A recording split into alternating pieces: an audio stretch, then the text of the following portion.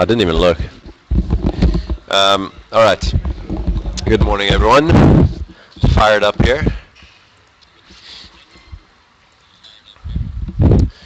All right. Last night's session in the U.S. markets was a little bit wilder than we've seen of late. We started to see some renewed volatility on the back of all these commodity price movements.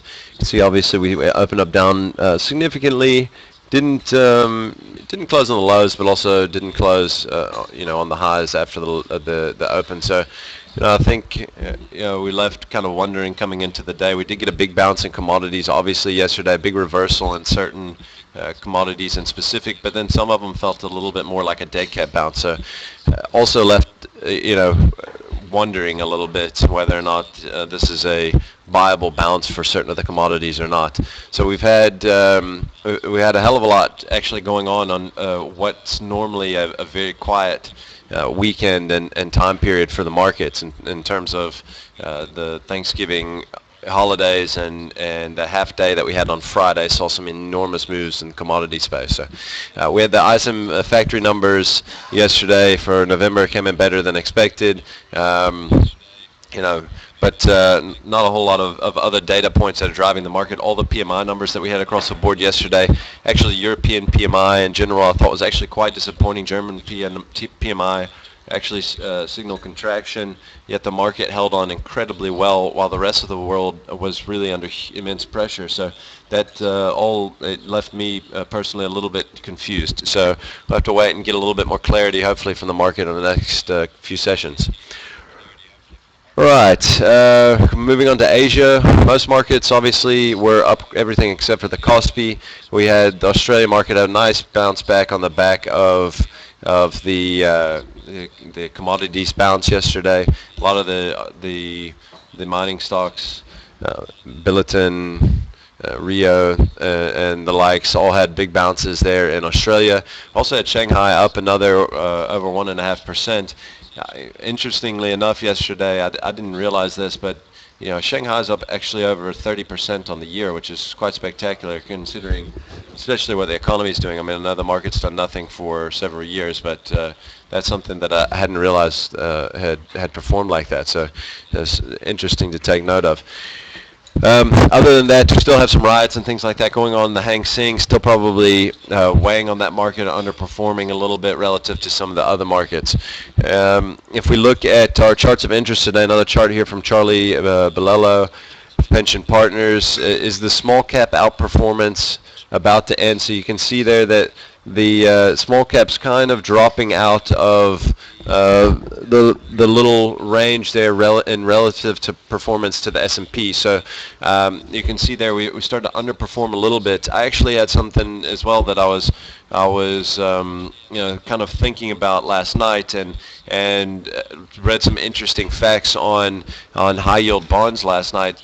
Basically, over about 50% of the high yield or junk bond market in the States gets about 50% of the new issues out of energy companies. So, if you guys don't remember, the huge volatility that we saw in the month of October, the sell-off was really led by a turn in the high-yield debt market.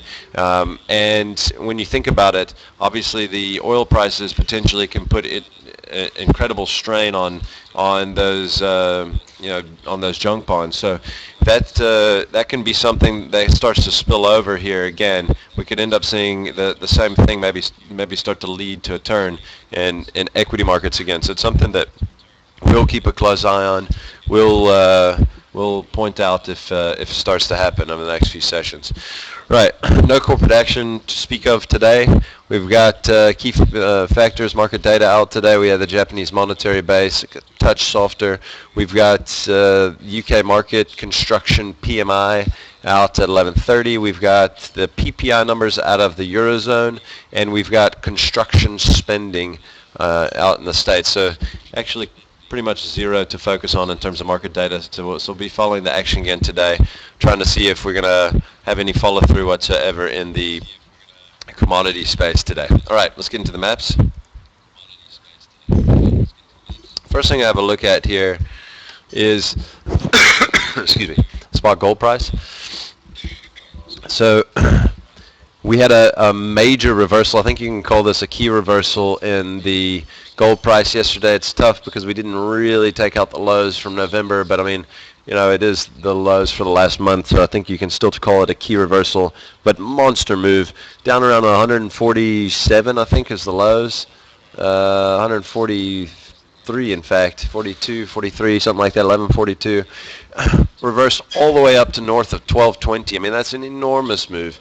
That's call it 7 or 8% reversal in the gold price. I think it was really led by silver on the day, but huge reversal. The interesting thing is we did get a big bounce in the gold miners, but not as much as you necessarily would have thought. I mean, I don't even think AngloGold regained what it lost on Friday, and what wasn't an enormous move. So a little bit disappointing out of the gold miners. We did get back above this 1200 number, which I think is incredibly important. If we can hold above it, that potentially could be a bit of a turning moment in gold, and I think we have to play it accordingly. We were just talking yesterday about how we were right in the gold price failing off the 1200 buck level and having a big move, and then we turn around, we get another huge move the day after. So it's dangerous out there in the commodity space at the moment, to say the least. All right, Sasol here. I wanted to show Sasol simply for one reason. Okay, when we dropped out to new lows, and we were pointing this out and talking about how if it drops here, it can go to 500 and obviously even lower very quickly. That was an understatement of vast proportions. I haven't seen a move like this out of a blue chip stock here without any company-specific news ever. This is an incredible two-day double gap move where we went 10%, 10%. So we were trading at 510. Call it. What did we close there? We closed at 504. We gapped down from 504 to 462. We gapped down from 462 to trade all the way down at 405. So we had a two-day 100 Rand move in one of the biggest stocks on the index without any company-specific move. Obviously, the oil price, some serious strain, significant pressure, but this is as oversold as you'll ever see it. Excuse me. And I personally think that yesterday was an incredible buying opportunity in the early stages of the day, and I really think that we'll at least get a gap fill to that first gap in the next session or two. I would call this today. I'll say that that this stock will outperform our entire market today. So just watch this one closely. I think this thing has some upside on it today. All right, next thing that we're going to look at, also enormous moves. Obviously, MTN's had this huge move. We talked about this level yesterday and it getting below there, and that being a key level of support. We dropped it, obviously got hammered on the back of it. But what I wanted to show here is MTN over Vodacom, the chart and the percentage ratio. So we were at 2-to-1, the price on MTN to Vodacom, literally only back in September. We've fallen 25% in the ratio in that amount of time. And over that period, we've had MTN with more positive earnings out than Vodacom. I think what I would say has happened here is that everybody and their brother has had this pair on, long MTN, short Vodacom, and then obviously the oil price came in, started to put massive pressure on MTN. Created an enormous unwind of a lot of guys in the pair trade. This thing also hugely overdone in terms of the pair and probably just MTN in itself. When we broke that level, another double gap move here down 10%. I mean, literally, 10% between the ratio. That's a ridiculous move in 2 days. Same thing, no company-specific news. These are the kind of moves, guys, where they're functions of markets, if you ask me, that create enormous opportunity. I think these are enormous opportunities at the moment. So I think maybe now, obviously you don't want to sit here and be a train stopper, but maybe sticking your toe in the water is not a bad idea on this pair, and looking to get in a little bit deeper as it starts to turn might not be such a bad idea.